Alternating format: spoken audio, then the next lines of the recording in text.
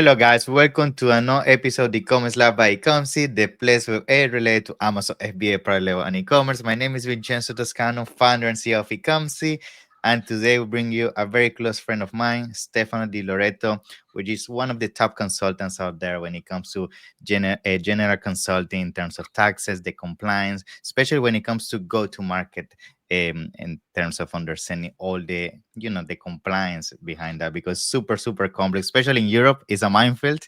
If you don't do it correctly, it can get very expensive very fast.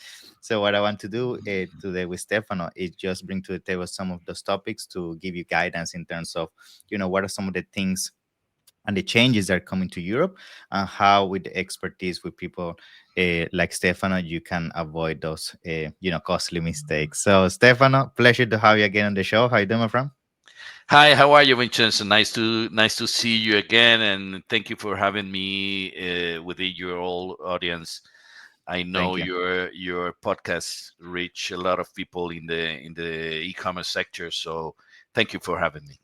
Pleasure. Thank you so much for coming. And we Yeah, have been sharing, so many experiences together. We've known each other for many years now, yeah, and that's why I trust so much your expertise when it comes to general compliance, because thank you. especially when it comes to Europe, and even myself, I have experienced that with my brands and our clients. Is definitely something that you need to work with experts like you to really navigate it, because Europe changes so fast when it comes to compliance. It seems like every single day there's a new law when it comes to CO2, or when it comes to packaging, when it comes to taxes. So you really need to be on top of it at all times. So I guess being said that, if you can just give us a quick intro by yourself as a consultant, then of course we can dive into the topic. Yeah. Yes, basically, what we want to talk about today is the trends that we are gonna witness in terms of taxes and eco contributions and other compliances regulations that we are going to see in 2025 and 2026. As any business, e-commerce does not escape from compliance. E-commerce is another business that have to be in compliance in any country that you want to go to market, and that's the reason that we're here today to talk about one and maybe let me start with one of the main things that we're gonna see is that the data source for your revenue, your numbers of the company will replace reports and tax returns.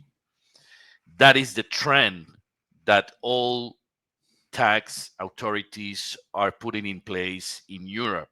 And what does that mean?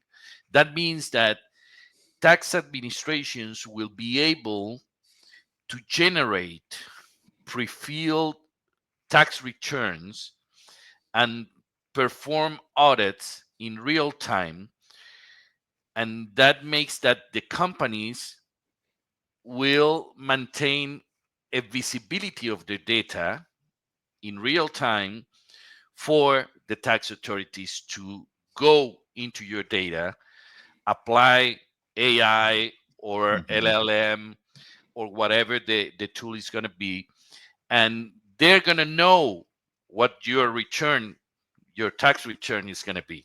So you Wow. cannot lie, and Yeah. that is something new in terms of the how open is going to be the data for the tax authorities in the future. Wow. For this one, it is very interesting, because now, just for people to have an understanding, is this something that's going to affect all European countries at first? Or based on your understanding, what is going to happen is going to be deployed through certain countries one at a time, and it's going to be only certain sizes of business before it goes to the full ecosystem? What is your Well, understanding of that? in terms of that, there is a direction from the European Commission about implementing, for example, the e-invoicing. And the Okay. e-invoicing is something that some countries have already implemented, and some others have not. So this is something that uh, has to be in compliance for all countries, no matter what, in Europe, at least, and it's something that this direction from the European Commission is mandatory. It's a decision, it's a direction, and every country has to implement it. Some countries have done it, some countries have not, or partially done it. Okay, but that is going to be the reality in the next couple of years. Cool. Yeah, I think I mean at the end of the day, this is something a lot of people have to be aware because let's be honest, and I handle a lot of Amazon sellers, and sometimes I see at their accounts and it's all over the place. They don't have the right amount of invoices. They put some expenses that they shouldn't here and there. So guys, be careful with that because it's definitely coming for you. And I'm not happy to bring bad news to this podcast, but it's going to be the reality, and Yeah, everyone has to be in compliance if they want to run their business, because marketplaces as intermediates are gonna be are going to forced to imply. are going to be forced and are going to be partially responsible for the Mm, information that you bring to the tax authorities.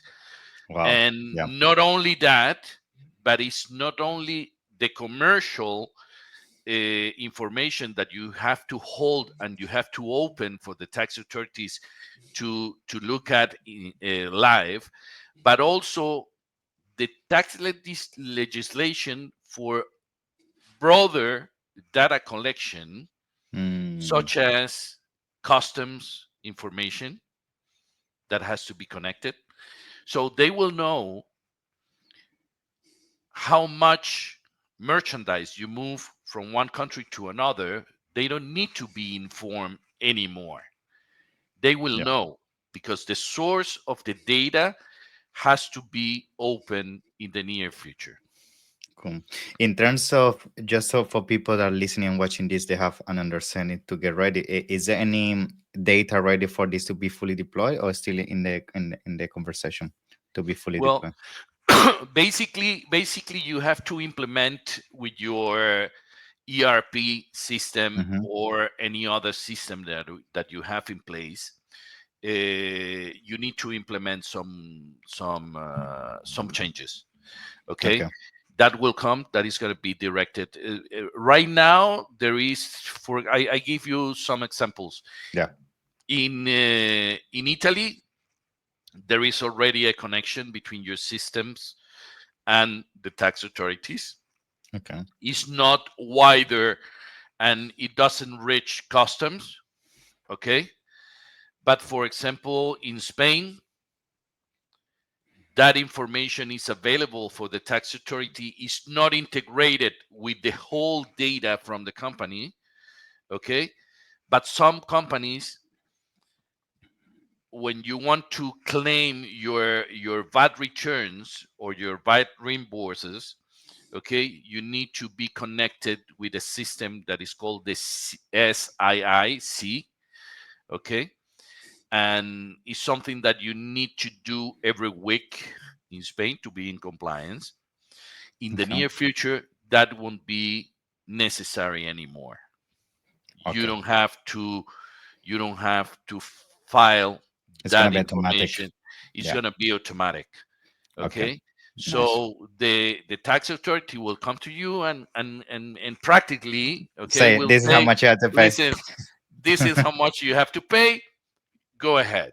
So Okay. the intermediates, the paper or the role of the intermediates here is going to be saying, listen, we we need to respond to those indications from the tax authority. This is not correct because we have this information that is missing or this other that is not being considered.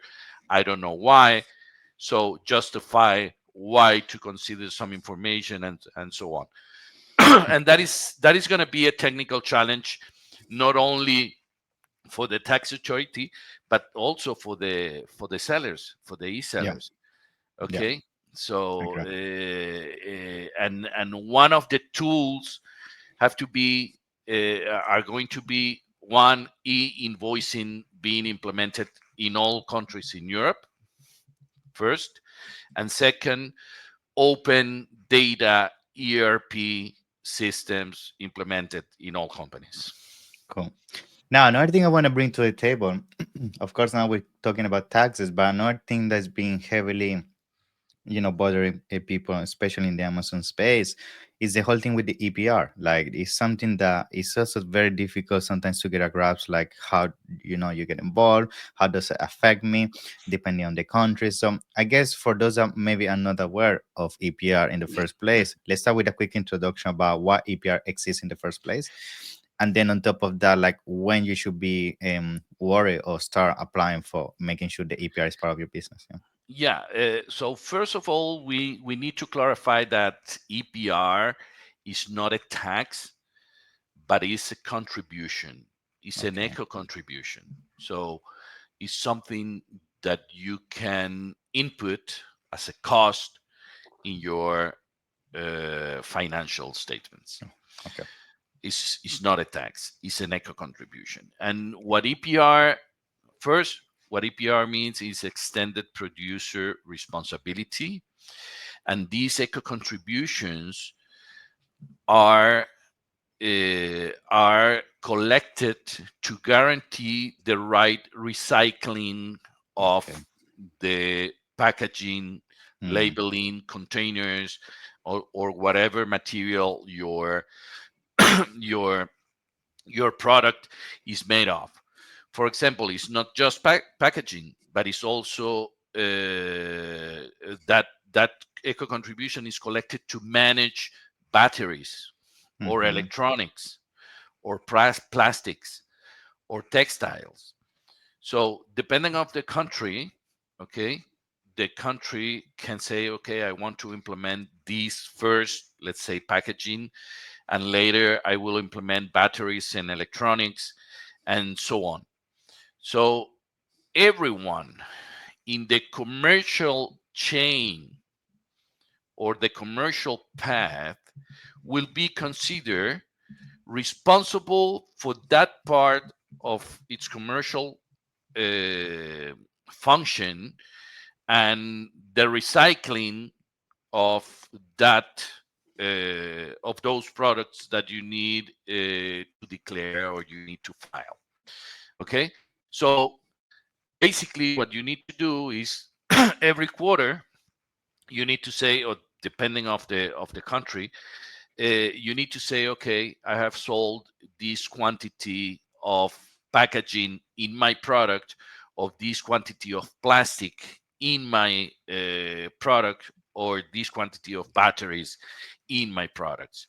And that will tell you what amount of money Exactly. you need to Mm, contribute with in the country that you are selling that product.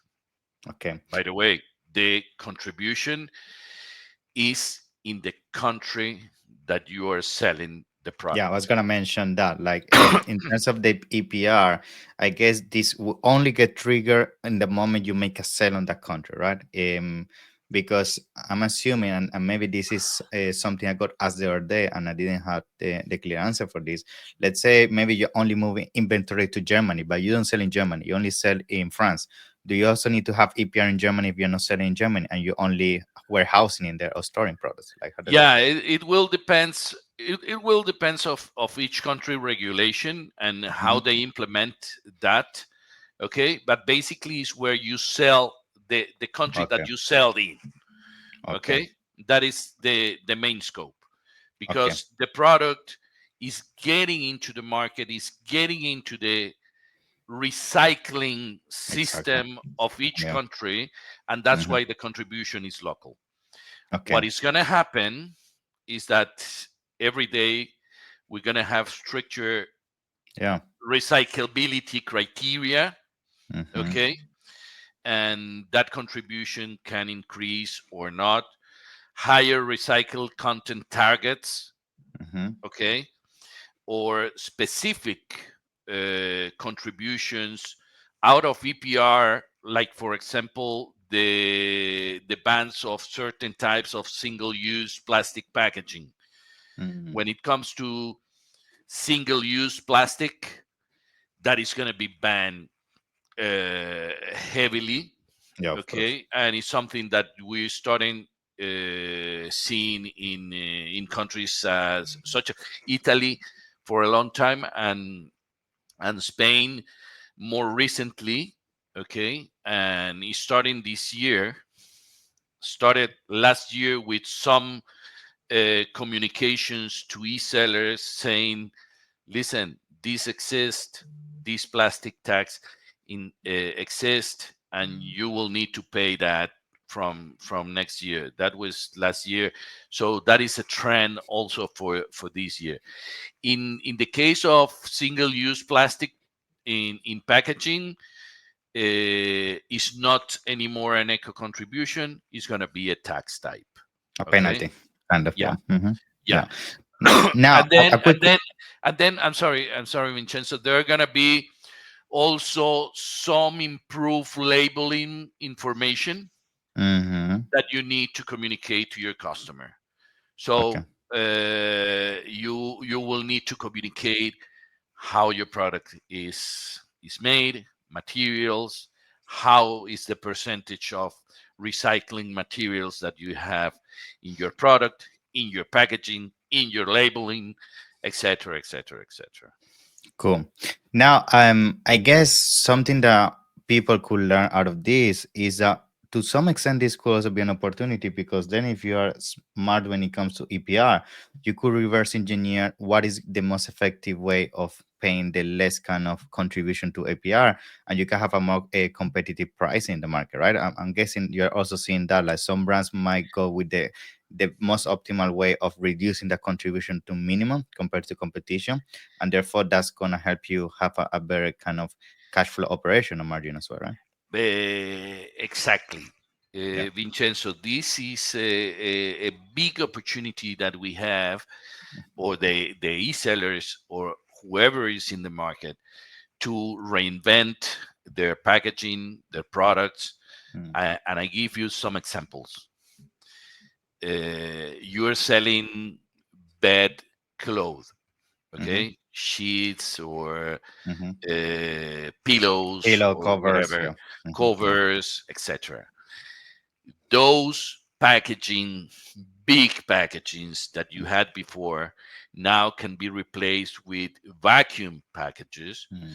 making it more space effective and space saving. Okay, or even that idea of having a nice package bag that you can use to go to the supermarket, or you Mm-hmm. can use to go A to recyclable one.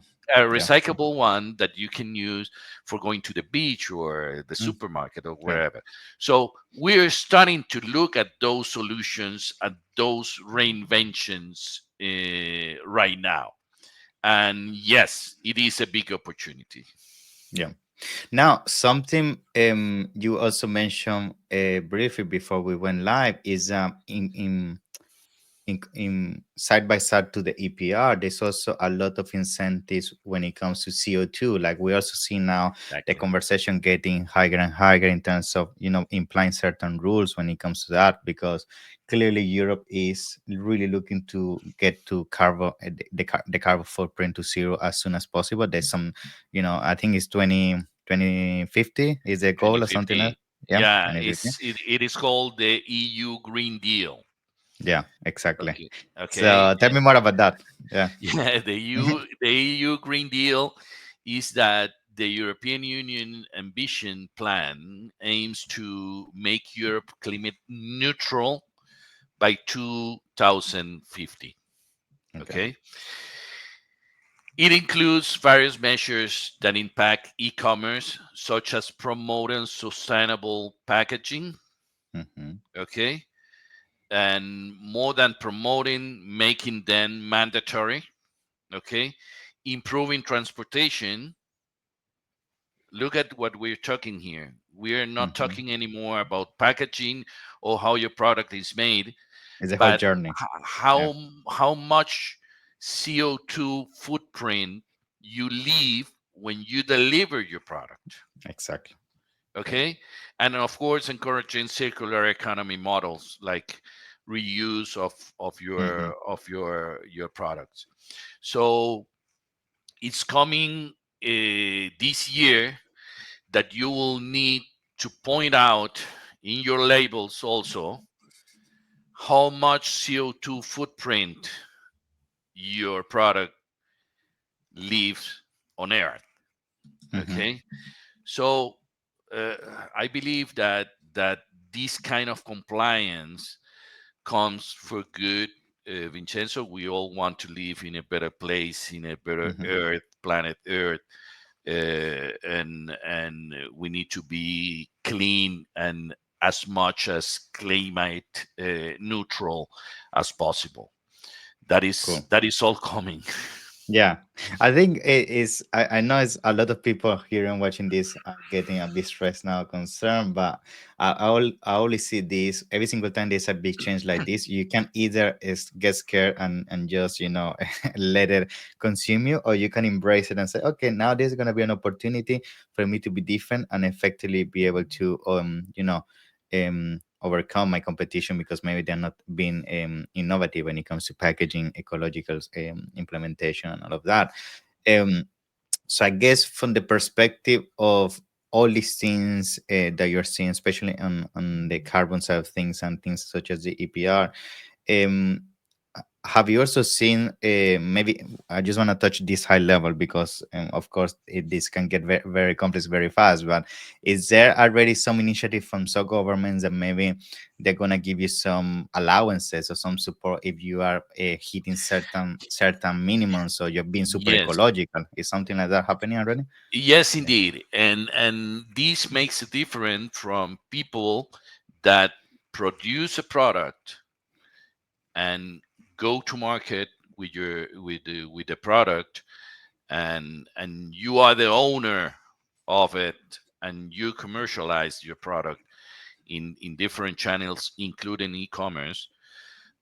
And when you become a purely reseller, okay, if you are a producer, you can count on those on those Incentives. financial incentive for financial aids from Hmm. governments. We witnessed that in many countries, and in North and Europe, Okay. they have done it for years and years. Hmm. Okay, if you have a product, you want to improve your packaging, you want to improve the recycling Hmm. cycle of your product, or you want to improve the reuse of your product. In northern countries, you will find those, and I believe those are the models that the rest of Europe or southern Europe will implement. Cool. I believe Spain, Germany, France, Italy, they are making a copy from the blueprint from northern countries such as Sweden and Yeah. and It and seems those countries they Norway. always had a huge lead when it comes to environmental It's, programs. Like they always years ahead. it's a priority policy for them. Yeah, yeah, Is in fact you can see it when you visit those countries. Everything is in place. I Everything know. is Super recycled. green, super Is super green. green, Yeah, and you can perceive that just by mm, breathing in yeah. those The air. countries. You can say, wow, Yeah. what a difference. Yes. Yes, for sure, for sure. So Awesome. So so yeah, I wanted to ask you, like, besides, things that we bring into the table, such as the EPR, the CO2 footprint, and the new changes when it comes to taxes, what other things you would like to bring to the table so we can start coming to a closure in terms of, things are changing, at least in Europe, that you think people should be aware of? no, I believe that there must be an approach of that the new trends in terms of uh, taxes or e-invoicing has not to be a compliance thing or just a compliant thing. It has to be a more conscious and wider company understood. Okay, it's not just part of the people from finance that they have to file the taxes. Now information, when you import some goods, you need to have that information available not only for finance but for the whole company, and people need to know what the repercussions are. Okay, and you need to implement best practices in your company to have that information not only available but the correct information. Yeah. Because if the information is not correct, it's not anymore that you're going to file. It's the tax authority that will come to you and say, listen, you need to pay these. Yeah. Okay, Yeah. and they will do that based on the information that you manage. So the Hmm. accuracy of the information is not anymore a responsibility of the finance or administrative department. Is the accuracy of the information is a responsibility of the whole organization in a company. And Yeah. when it comes to let's say green measures, we need to understand that this is going to evolve in more strict but beneficial way for human being. Okay, Yes. Yeah, of this course. is this is something that we need. This is something that if we can recycle products more than before, that is going to benefit the whole production chain. And when it comes to single use plastic, we better use recycled plastic than virgin plastic.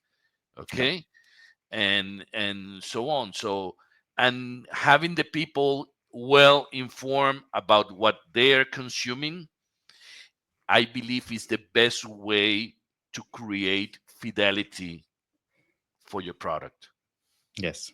Love it. Okay, Cool, so Stefano. that is in terms of what the trends are going to be in terms of compliance. That is what I can bring to you and your audience today, Vincenzo. Yes, love it. So I'm sure, a lot of people now might be thinking, I actually need more information about this. I want a consulting 101 or just ask you some questions. So tell us a little bit more about, how people can reach out to you and maybe have a conversation in more depth about this. Yeah, Yeah. well, they can reach me over LinkedIn. They find me by Stefano Di Loreto. They can reach me by email. I don't know if Yeah. in So I'm going to the put it label, down in the if description it for is everybody. visible, but it's diloreto.s@gmail.com. Okay. Di Loreto, no repeated letters, Diloreto.s. Yeah. Simple as that. And write me an email, and I will be more than happy to assist you. Yeah, thank you so much, Stefano. Always a pleasure. And as you mentioned, this is something that people has to embrace. It's definitely happening, and you need to be on top of it, otherwise it can get very expensive very fast. So thank you so much. I'm sure we're gonna have you many more times as these things keep Yeah, evolving. I And yeah, believe the main learning if is that if you do it right, it wouldn't be expensive. If you exactly. do it wrong, it's gonna be very expensive. That's right. That's right. Yeah, that is the common thing for compliance. Yeah. Thank you, Stefano. Pleasure to have you on board. Okay. Thank you, Bye bye. Vincenzo. Yeah. Nice to see you. Bye. Thank you.